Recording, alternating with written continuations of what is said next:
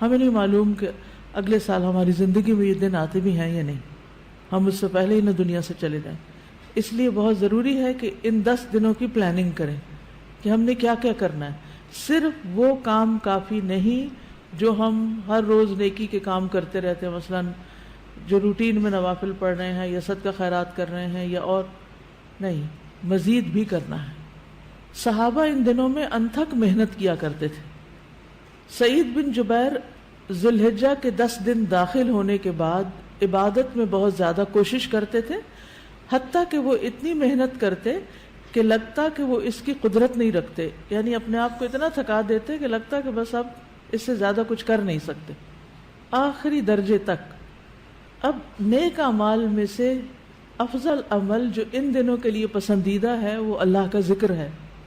نبی صلی اللہ علیہ وسلم نے فرمایا کوئی دن اللہ کے ہاں ان 10 دنوں سے زیادہ عظمت والا نہیں ہے، اور نہ ہی کسی دن کا عمل اللہ تعالیٰ کو ان 10 دنوں کے عمل سے محبوب ہے. یعنی نہ دن ان دنوں سے افضل ہے اور کوئی اور عمل اس سے افضل نہیں. بس تم ان 10 دنوں میں کثرت سے لا الہ الا اللہ، اللہ اکبر اور الحمدللہ پڑھو، یعنی تحلیل، تکبیر اور تحمید.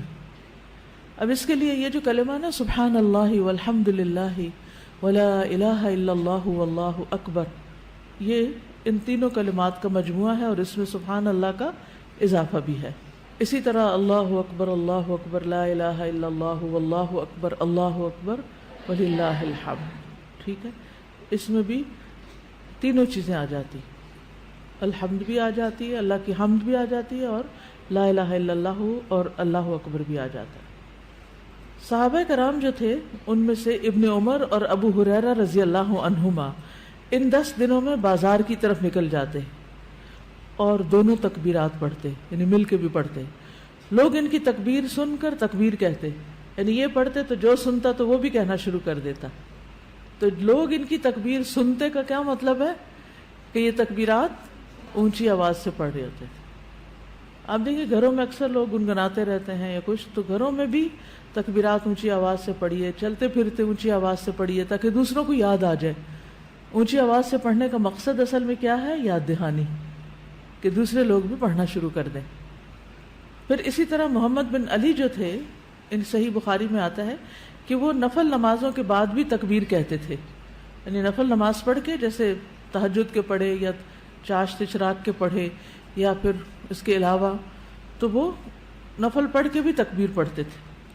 اسی طرح عورتیں بھی تکبیرات پڑھتی تھی. ابن عمر منا کے ان دنوں میں نمازوں کے بعد بستر پر، راستے میں اور دن کے تمام ہی حصوں میں تکبیر کہتے، یعنی وہ ہر موقع پہ کہتے. انہوں نے صرف نفل کے لیے خاص نہیں کیا تھا، یہ صرف بازار کے لیے نہیں بلکہ بستر پہ بھی کہتے اور راستے میں بھی اور خیمے میں بھی اور ہر جگہ. اور ان میں سے کوئی بھی آپ الفاظ پڑھ سکتے ہیں، اللہ اکبر لا الہ الا اللہ واللہ اکبر وللہ الحمد، اور اللہ اکبر وللہ الحمد، اللہ اکبر. اسی طرح اللہ اکبر کبیرہ، اللہ اکبر و اجل، اللہ اکبر وللہ الحمد. پھر اللہ اکبر کبیرہ، تو اللہ اکبر کبیرہ والحمد للہ کثیرہ وسبحان اللہ بکرۃ واصیلا بھی آپ پڑھ سکتے ہیں. ٹھیک ہے، آخر میں اللہم اغفر لی بھی کہہ سکتے ہیں. دوسرا اہم کام جو ان دنوں میں کرنے کا ہے وہ 9 ذی الحجہ کا روزہ ہے. اس روزے کی خاص فضیلت ہے جس سے انسان کے گناہ معاف ہوتے ہیں، اور یہ دن 1 سال گزرے ہوئے اور 1 سال آنے والے گناہوں کا کفارہ بنتا ہے. لیکن اس کے علاوہ بھی آپ باقی دنوں میں روزے رکھ سکتے ہیں. خاص طور پر جن کے رمضان کے روزے رہتے ہوں وہ ان دنوں میں قضا کر لیں. جو شوال میں نہیں کر سکے، ذوالقعدہ میں نہیں کر سکے، اب ذوالحجہ میں کر لیں. اجر کا اجر ہے اور اپنے فرض کی ادائیگی بھی ہو جائے گی. شوال کے روزے تو الگ الگ رکھنے پڑتے ہیں، لیکن یہ آپ ملا کے بھی رکھ سکتے ہیں، کیونکہ ان پہلے 8 دنوں کے روزے کو مخصوص نہیں ہے. یہ ہم نفلی روزے ثواب کی خاطر رکھتے ہیں، لیکن اگر قضا رکھ لیں تو بہت اچھا ہے. اور ان دنوں کا سب سے افضل عمل قربانی ہے. اقوال میں تسبیحات ہیں، افعال میں قربانی. تو مجھے امید ہے کہ آپ سب نے قربانیوں کا بندوبست کر لیا ہوگا. اگر ہر شخص الگ الگ نہیں کر سکتا، تو مل کے بھی اکٹھے ہو کے بھی قربانی کر سکتے، کیونکہ جان کا صدقہ تو کبھی بھی کیا جا سکتا ہے. تو عام دنوں میں کرنے کے بجائے ان دنوں میں انسان کر لے، ان دنوں میں پیسے جمع کرا لے. خاص طور پر غریبوں تک جو پہنچایا جاتا ہے گوشت، اس میں انسان اپنا حصہ ڈال لے. ایک طرف کیا کرنا ہے، تسبیحات کی کثرت، اور دوسری طرف کیا چھوڑنا ہے، غیبت، چگلی، تانا، فضول میں لغو باتیں، ہنسی مذاق. اپنے شر سے دوسروں کو محفوظ رکھنا، اپنی زبان سے دوسروں کو اذیت نہیں دینا، بدگمانی، تجسس، ٹوہ نہیں لگانا، آر نہیں دلانا، نفرت و بغض نہیں کرنا، ظلم نہ کرنا ہے نہ ہونے دینا ہے، کسی کو بے عزت نہیں کرنا، آر دلانا اور تانا دینے والی عادتوں کو چھوڑنا ہے. ٹانٹنگ، وہ جو عادتیں ہوتی ہیں نا، ان کو بھی چھوڑنا ہے. غصہ نافذ کرنے کی طاقت رکھنے کے باوجود اس کو چھوڑ دینا ہے. گالی گلوچ، بد زبانی، ان چیزوں سے بھی بچنا ہے. مسلمان کو ہر طرح کی اذیت دینے سے رکنا ہے.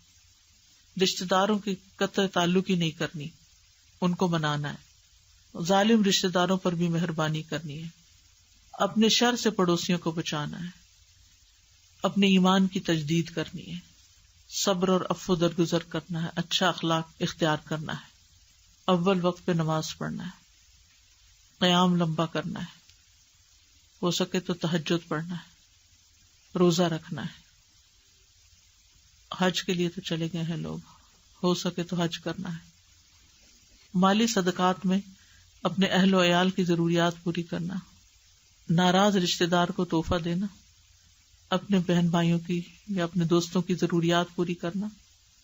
پانی پلانا. ایسا صدقہ جو خود کو محتاج نہ کرے کسی کا. ناراض لوگوں کو آپس میں صلح کرانا. کسی کو خوش کرنا، کسی کی پریشانی دور کرنا. پھر اپنے نفس اور خواہش سے جہاد کرنا. لوگوں کو اپنی برائی سے محفوظ رکھنا.